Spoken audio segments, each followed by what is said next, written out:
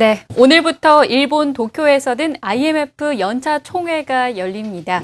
이번 총회를 앞두고 타이거 지수가 붕괴될 조짐을 보이면서 이 지수가 자연히 덩달아 관심을 받고 있는데요. 그래서 오늘은 이 지수에 대해서 자세히 알아보는 시간을 마련했습니다. 한국경제신문 한상준 운전위원 자리에 나와 있습니다. 안녕하세요. 예, 안녕하십니까. 네, 드디어 IMF 연차 총회가 개막을 했습니다. 오늘부터 시작이 되는데 세계 경제 전망 보고서가 특히 관심을 많이 받고 있잖아요. 일부 내용이 전해지고 있죠. 네, 공식적으로는 국별 전망, 그다음에 세계 경제 전체 전망은 오늘 좀 발표할 거라고 봅니다. 네. 네, 이런 그 전망치는 워낙 중요하기 때문에 사전에 많이 좀 알려지는데요. 올해 그 세계 경제 IMF 세계 경제 전망의 그 예측 시점이 종전에는 반기 시점에서 지금 경기 사이클이 상당히 단기되기 때문에 3개월 단위로 축소했거든요. 그래서 이번에 그 전망 전에는 7월 달 전망인데요. 좀 많이 헷갈리실 겁니다. 어떤 사람은 조정이 3.3% 조정했다. 어떤 사람은 3.4% 조정했다. 신문마다 좀 다르게 쓰는데요. 0.1% 하향 조정하기는 했습니다. 네. 근데 올해 그 7월 달 전망치가 3.5%다 보니까 0.1%포인트 조정은 3.4%다 이렇게 보시면 되겠고요. 그 다음에 내년 성장률은 7월 전망이 3.9%인데 이것을 3.6%로 조정했습니다. 올해 그 성장률 관련해서 이렇게 신문마다 3.4%냐 3.3%냐 아까 조 기자께서는 3.3%로 얘기했습니다는 7월 전망치 보면은 3.5%이기 때문에 0.1%포인트 하향 조정한 3.4%로 이렇게 물론 이제 공식적 보고서는 나가고 봤습니다는 이렇게 수치가 나온 수치가 이렇게 되는 것은 아직 공식적으로 발표되지 않았기 때문에 그렇다 이렇게 보실 때 있습니다. 네. 아무튼 간에 이러한 그 전망치를 보면 지난 1년 동안 올해 성장률 또 내년 성장률이 1년 동안 지속적으로 하향 조정했다. 이 의미만 아마 시청자분이 가지고 있으시면 되지 않냐 생각합니다. 그리고 이번 그 전망보다도 더 관심이 됐던 것이 타이거 지수가 붕괴 직전에 있다 하는 것이 오히려 IMF 전망 또 어제 발표했던 월드뱅크의 동아시아 전망보다도 더 국제금융시장에선 관심을 끌고 있다고 보실 수 있습니다. 네. 먼저 타이거 지수가 무엇인지 다시 짚어보는 것이 의미 있을 것 같은데요. 이번 총회를 앞두고 이 지수가 주목받고 있지 않습니까? 이 타이거 지수라는 것은 이 타이거면 우리가 호랑이 이런 뜻이 아니고요. 네. 이게 영문의 첫 글자의 약자다 이렇게 보실 수 있습니다. 이 지수가 왜 중요하냐면 지금은 경기 부양의 효과가 얼마큼 나느냐. 워낙 많이 그 경기 부양책이 양적완화 정책은 한국경제TV 방송을 통해서 올해 연초서부터 지금까지 얘기했던 사항 아니겠습니까? 이러한 그 경기 부양책의 효과가 나느냐, 이걸 추적하는 변수다, 추적하는 지수다 이렇게 보실 수 있습니다. 그래서 타이거의 T는 track이라는 뜻이고 I는 induce for the global economic recovery에서 영문 약자다 보니까 타이거에 이랬다 이렇게 보실 수 있습니다. 네. 이 지수는 올해 들어서 파이낸셜 타임스가 적정금리 산출할 때 테일러 준칙해서 굉장히 좀 위상이 증대하고 있는데요. 학자 중에서는 프린스턴 대학의 크루만 교수와 그다음에 신문에서는 파이낸셜 타임스 이런 것이 굉장히 올해 들어서 굉장히 중요성이 부각되고 있습니다. 그래서 관심이 되고 있는 파이낸셜 타임스와 브링킹스 연구소 이건 미국의 싱크탱크인데요. 여기서 공동 주관하는데요. 이 지수는 경기 정책의 회복 부양책의 효과를 따지는 변수다. 그래서 이 지수가 0보다 밑으로 떠질 때는 경기 부양 효과가 적다. 약화됐다. 1보다 크면 경기 부양 효과가 크다. 이렇게 보시면 되겠는데요. 이 지수가 전부 마이너스로 떨어지고 있습니다. 이 지수는 뭐냐면 일절도 알아봤습니다는 양적완화 정책에 대해서 너무 기대를 갖지 말라는 얘기입니다. 우리가 한 달 전에도 양적완화 정책 오면 이 매스컴상에 또 TV 화면성의 루동성 랠리 이 얘기를 얼마나 많은 사람이 했지 않습니까? 그런 그 기대가 약화시키는 이런 단적으로 뒷받침되는 지수다 이렇게 보실 때 있습니다. 네. 이 타이거 지수가 와해 직전이라면 앞으로 세계 경제가 상당히 혼탁한 국면이 될 것으로 보이는데요. 그래서인지 이 머들링 스루 증후군이라는 용어가 등장하고 있지 않습니까? 네, 이번 IMF 전망 보고서에서 사실상 오늘 한국경제신문에서도 이렇게 혼탁한 국면이 전개될 것이다 하는 이런 표현을 써서 mothering through 이것을 아마 제가 개인적으로는 올해 그 6월 달에 한국경제TV를 통해서 이 mothering through에 대해서 용어에 대해서 설명한 적이 있는데요. 네. 다시 한번 말씀드리면 종전의 경기부양책 효과는 상당히 약화되어 있다. 그러나 지금 추가적으로 경기부양책의 효과를 끌어올릴 수 있는 경제 주체들의 확신을 끌어올릴 수 있는 이런 정책 여지가 상당히 적은 상태거든요.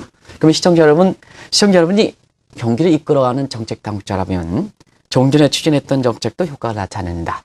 그다음에 새롭게 경기를 이끌 수 있는 정책 수단이 적다. 하면 어떻게 되겠냐?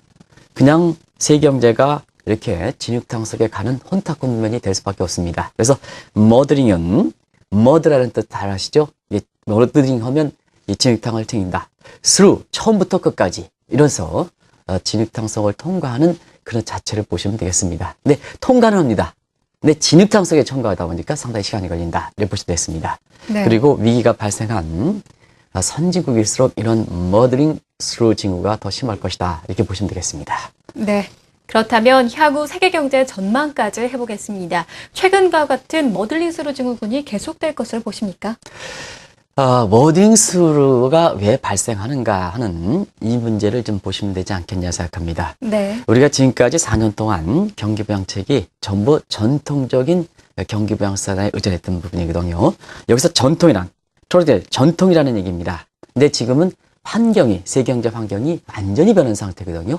우리가 사는 만 보더라도 과거에는 수학체계 법칙이 되는 전통적 제조업이 주력 산업입니다는 지금 수학체증이 법칙이 적용되는 모바일이라든가 이런 소위 증강현실 산업이 주력 산업입니다. 전 세계 시장에서 주력 산업의 비중이, 증강현실 산업의 비중이 얼만큼 크게 지금 환경이 변하고 있습니까? 이런 주력 산업만 하더라도 환경이 변하는데 정책이라든가 이론이라든가 규범은 종전의 관점에서 그대로 정책을 들여다보니까 새로운 환경에 맞지 않은 정책이 나오고 이론이 나오고 규범이 나오다 보니까 환경과 정책과 이론과 규범 간의 미스매치 내지는 카오스 현상이 발생한다는 얘기거든요. 결과적으로 보면 환경 따로 정책 따로 어떻게 보겠느냐. 여기에 구심점이 없다는 얘기입니다. 그러다 보니까 세계 경제가 좋지도 않고 나쁘지 않은 진흙탕성에 헤매는 이런 위기 상식 국면이 지속되고 있는데요.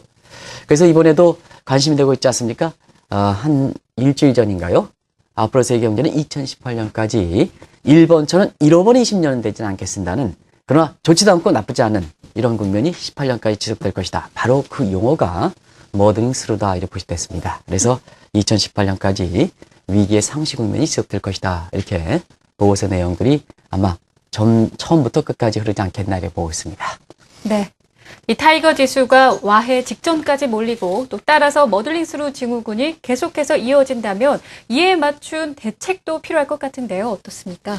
이번 보고서에서는 사실 그 종전의 대책들이 굉장히 새로운 환경에 맞지 못함에 따라서 경기 부양 효과가 이렇게 크지 않다 보니까 결국 종전과 다른 새로운 환경에 맞는 정책을 좀 이렇게 앞으로 세계 각국들이 모색해야 되지 않느냐 하는 이런 차원에서 일전에 한 번 말씀드렸습니다는 영국의 사회주의에서 이렇게 제3의 길을 모색하는 것과 마찬가지로 정책적으로 보더라도 종전의 대책, 무슨 금리 인하라든가 양적 완화 정책이라든가 아니면 재정 지출이라든가 하는 전통적인 경기 부양 수단에서 새로운 환경에 맞는 새로운 정책의 요구, 소위 제3의 길에 해당되는 제3의 정책에 대한 얘기가 많이 나올 거다 이렇게 볼 수 있습니다. 그런 각도에서 제3의 정책 대안이라는 것은 재정 정책 측면에서는 소위 이 페이고 정책이라든가 간전 정책이라든가 이건 이제 한번 일전에 말씀드렸죠. 그리고 통화 정책에 있어서는 오퍼레이션 트위스 정책이라든가 이런 것을 보다 강화해야 되지 않느냐. 그래서 실물과 금융 사이드 간의 연계를 돈만 풀지 말고 이게 돈이 실물 경제에 들어가도록 해야 되거든요. 그래서 이러한 그 정책 대안들이 많이 이렇게 나올 것이다. 이렇게 많이 논의될 것이다. 이렇게 보시면 되겠고요.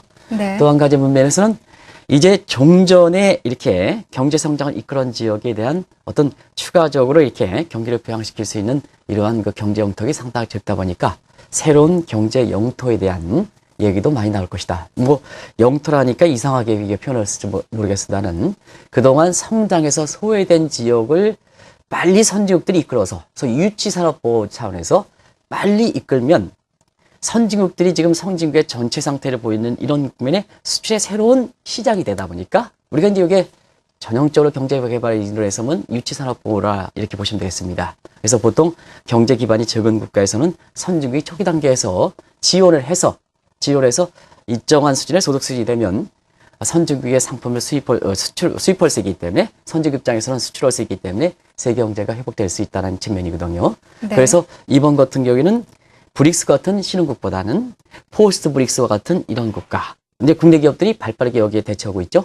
이런 그 포스트 브릭스에 대한 이런 위상을 증대시키는 차원에서 이 선진국의 위기가 풀어가지 못하는 상태에서 새로운 경제 형태를 이끌어서 경기를 회복시키는 이러한 것이 제3의 정책 대안과 함께 새롭게 특별 보고서라든가 이런 통해서 많은 논의가 될 것이다 이렇게 보실 수 있습니다. 네, 이 최근에 우리 기업들도 제3의 길에 대한 관심이 무척 높다고 하는데요. 이 포스트 브릭스로 불리는 지역들이 어디가 있을까요? 올해 그 경영기획절 이렇게 보면 국내 기업들도 경영기획에서 제3의 길이라는 표현을 많이 쓰고 있습니다. 네. 제3의 길이라는 것은 뭐냐면 기존의 퍼스트 이 트랙이 선진국이고 세컨드 트랙이 신흥국입니다. 그래서 제3의 길이라는 것은 포스트 브릭스에 대한 관심이다. 그래서 내년도에 국내의 돌파를 찾아야 되는데 대외 쪽에서는 선진국이 막히고 그 다음에 신흥국들 브릭스 경제성장 정책이 되다 보니까 자연스럽게 위험이 있다 하더라도 제3의 지역에 해당되는 이런 포스트 브릭스에 대한 관심이 높은데요. 이건 올해 들어서도 증시에서 많이 반영됐죠. 올해 그 주가 상승을 보면 제3의 길이라 하는 스위스, 믹트 국가, 그 다음 비스가과 VIP 다 용어들 설명드렸습니다. 이러한 그 포스트 브릭스의 주가 상승이 가장 높았습니다. 그래서 이 주가가 경제 실상을 반영하는 선반영적인 지표라 볼 때는 내년도에는 기업 진출, 실물 경제 입장에서 이들 국가들이 빠르게 성장하지 않겠나. 그래서 각국의 정책에서 이 국가들의 중요성이 부각되는 이런 측면에서 이 정책적이라든가 기업 경영 방식에 이 국가들에 대한 어떤 관심은 상당히 높아질 것이다. 이렇게 보시면 되겠습니다. 네. 오늘 이야기해본 머들링스루 증후군, 이 글로벌 증시 측면에서도 굉장히 의미가 있을 것 같습니다. 꼭 체크해봐야 하는 부분이 궁금한데요. 투자자들은 어떻게 대응을 해야 하는 걸까요? 경기적 측면에서 머들링스루라는 것은 증시적 측면에서 소위 행오버 현상이 나타난다는 얘기입니다. 우리가 네. 보면 주가가 조금 올라갔을 때 이동성 장세였지만 실제로 올라가지 않는 모습이 지금 전개되지 않습니까? 네. 이런 것이 바로 세계 경제에서 이게 좋은지 나쁜지 이게 명확히 판단이 되지 못한 상태에서 투자자들도 어떨 때는 장기에 좋을 때는 어떤 사람은 이번 양적 완화 정책 추진에 2,300 바로 올라간다 이렇게 얘기했지만 네. 사실 시장은 그에 반영하지 못하는 그래서 이게 시장이 올라가는지 안 올라가는지 그러나 피보 레이트는 계속해서 조금씩 올라가는 이런 모습이 바로 증시에서는 경제적 측면의 머슬링스럽에 해당되는 이 실물 경제에 반영하는 증시적 측면에서의 행오버 현상이다 이렇게 보셨습니다. 그래서 세계 경제라든가 글로벌 증시는 앞으로 낙관도 비관도 하지 못하는 이러한 진흙상 속에 헤매는 이런 측면이 되기 때문에 올해 한번 보시기 바랍니다. 올해 한국경제TV에 통해서 연초부터 미들리스크 상품에 대해서 굉장히 강조했는데요. 올해 얼만큼 열풍이 불었습니까? 미들리스크 상품에 대해서 결과적 투자 성과적인 측면에서도 이런 미들리스크 상품의 투자 성과가 가장 좋게 나오는 이런 모습이 보이는데요. 당분간 이런 국면은 지속된다. 그래서 이번에 IMF 전망 보고서에서 이런 내용들이 확인되는 이런 특별 보고서들이 많이 더 발표해야 될 거다 이렇게 보시면 됐습니다. 또 앞으로도 이렇게 이런 부분에 대해서는 지속적으로 그런 국면이 나타나고 증시적 측면에서도 그러한 그 환경에 맞는 투자 상품들이 각광을 받을 것이다 이렇게 보시면 됐습니다. 네. 오늘은 IMF 연차 총회를 앞두고 이 타이거 지수의 와해 움직임과 함께 머들링 스루 증후군에 대해서 자세히 이야기 나눠봤습니다. 한국경제신문 한상준 논설위원과 함께했습니다. 말씀 고맙습니다. 네, 고맙습니다.